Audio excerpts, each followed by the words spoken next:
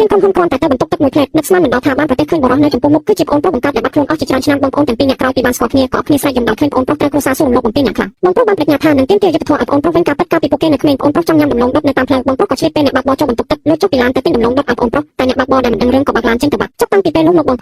ងអូនទាំងពីរអ្នកក៏ត្រូវប្រព្រឹត្តគ្នាមួយប៉ពេចភ្នែកកំភៃឆ្នាំបានកន្លងផុតទៅបងប្រុសខិតខំប្រឹងប្រែងធ្វើការអស់ជាច្រើនឆ្នាំហើយទីបំផុតបានក្លាយជាប្រធានក្រុមហ៊ុនព័ន្ធលៀនដែលមានឥទ្ធិពលដើម្បីស្វែងរកអូនប្រុសដែលបាត់ខ្លួនតាំងពីតូចបងប្រុសតែងតែទៅវត្តបន់ស្រន់ជារៀងរាល់ថ្ងៃសំណាងល្អទេវតាមិនធ្វើបាបអ្នកមានចិត្តសប្បុរសថ្ងៃនេះបងប្រុសទីបំផុតបានទទួលដំណឹងពីប្អូនប្រុសហើយប៉ុន្តែគាត់មិនដឹងថាកូនប្រុសរបស់គាត់បានក្លាយជាកូនប្រសារនៅផ្ទះគ្រួសារស៊ូតាំងពីយូរមកហើយអស់រយៈពេលជាច្រើនឆ្នាំមកនេះប្អូនប្រុសបានធ្វើការបម្រ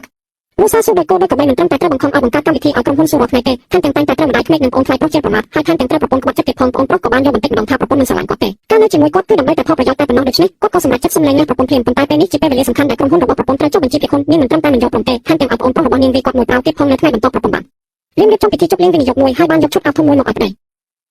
បងមិនមែនចង់លែងលះទេហ៎ស្លៀកពាក់វាទៅចូលរួមពិធីជប់លៀងជាមួយអូនឲ្យហើយទៅអូននឹងឲ្យបងមានសេរីភាព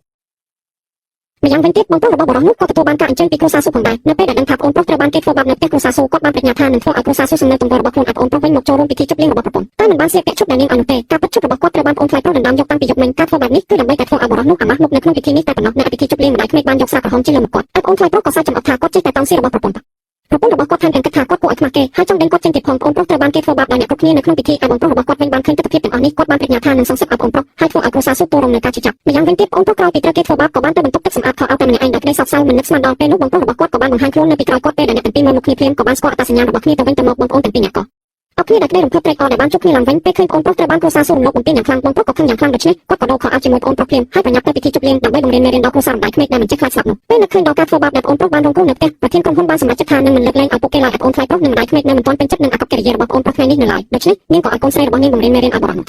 ថ្ងៃនេះដើម្បីបញ្ចេញកំហឹងនៅពេលដែលពួកគេកំពុងគិតពីរបៀបធ្វើបាបបរិសុទ្ធនោះបងប្រុសរបស់គាត់ក៏បានផ្លាស់ខោអាវហើយដើរចូលមកគ្រួសារម្ដាយក្មេកនៅតែគិតថាបរិសុទ្ធនោះជាមនុស្សកំសត់ដែលងាយស្រួលធ្វើបាបដូច្នេះពួកគេបានបញ្ជាឲ្យប្រធានក្រុមហ៊ុនលុបជង្គង់សុំទោសជាសាធារណៈបើមិនដូច្នោះទេពួកគេនឹងមិនអត់ទោសឲ្យគាត់ឡើយប្រធានក្រុមហ៊ុនមិនមែនជាមនុស្សធម្មតាទេគាត់បានសងសឹកពួកគេវិញនៅចំពោះមុខមនុស្សគ្រប់គ្នាលោកហ៊ានវាខ្ញុំឃើញម្ដងរីម្ដងបងជួយខ្ញុំផងគាត់ឈ្មោះហើយចាងសៀវហ្វុងលែងកូនខ្ញុំព្រាមទៅចាងសៀវហ្វុងលោកធ្វើស្អីនឹងសៀវហើយគឺជាប្អូនរបស់បងឯណាខ្ញុំគ្មានប្អូនថ្លៃបែបនេះទេកាលនៅរៀននៅប្រទេសអង់គាត់បានចាញ់ល្បែងអស់30លានដោយសារតែការប្រមូលផ្ដុំគ្នាហើយថែមទាំងត្រូវបានសាលាបណ្តេញចេញដោយសារតែការប្រើប្រាស់គ្រឿងញៀនតែគាត់នៅរាប់ថាជាមនុស្សទៀតទេលោកនិយាយផ្ដេសផ្ដាស់កូនប្រុសខ្ញុំអាចធ្វើរឿងបែបនេះបានយ៉ាងម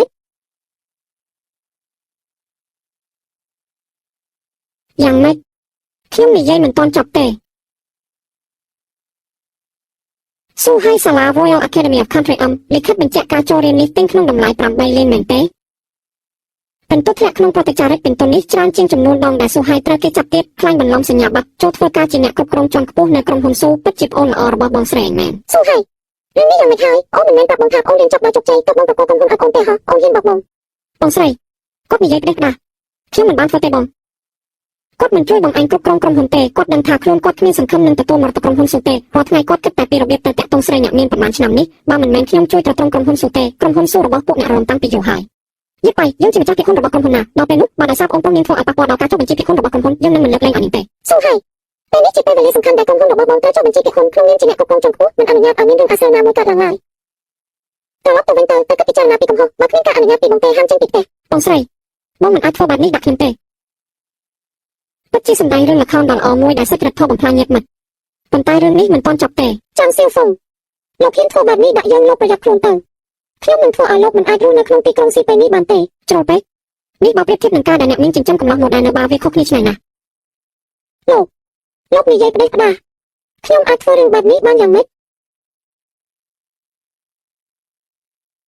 តាមពិតលីសៀវហ្វិនជាមនុស្សបែបនេះសោះពិតជាគួរឲ្យខ្មាស់គេមែនមុខមាត់គ្រួសារស៊ូត្រូវគាត់ធ្វើឲ្យខូចអស់ហើយរូបភាពនេះថតបានច្បាស់ល្អណាស់គ្រាន់តែមិនដឹងថាលោកតាស៊ូនៅក្រោមដីបើបានឃើញប្រពន្ធរបស់ខ្លួនមានក្តីសុខបែបនេះតើគាត់នឹងក្រោកពីមឈូសឬអត់ពិតទៅលឿនឡើងពិតទៅលោកចាប់បិទវាឲ្យខ្ញុំព្រាមទៅចាំសៀវហ្វុងហេតុអីបានជាលោកហ៊ានធ្វើបាបម្ដាយខ្ញុំបែបនេះចាប់បិទវាទៅនាងមានសិទ្ធិអីមកបញ្ជាខ្ញុំបើចង់បិទខ្លួនឯងទៅចង់ឲ្យខ្ញុំបង្រៀនមេរៀនទៀតហើយមែនទេនៅហ៊ានតិចទៀ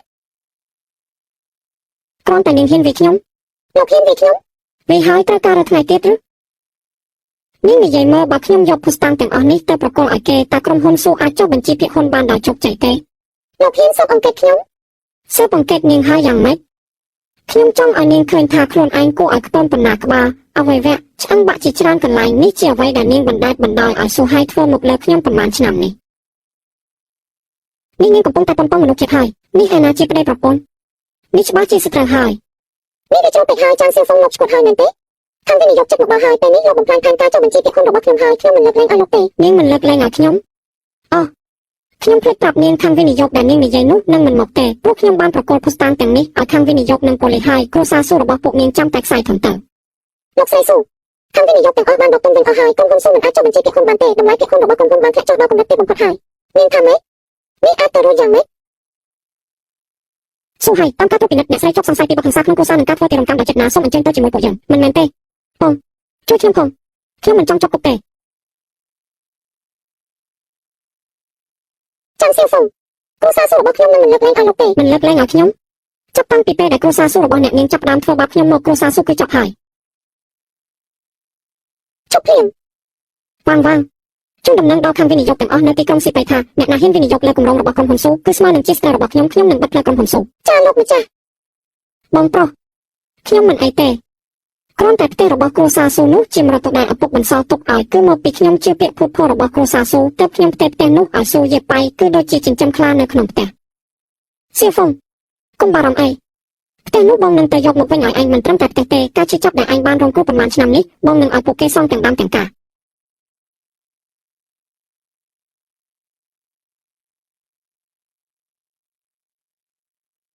កូនប្រុស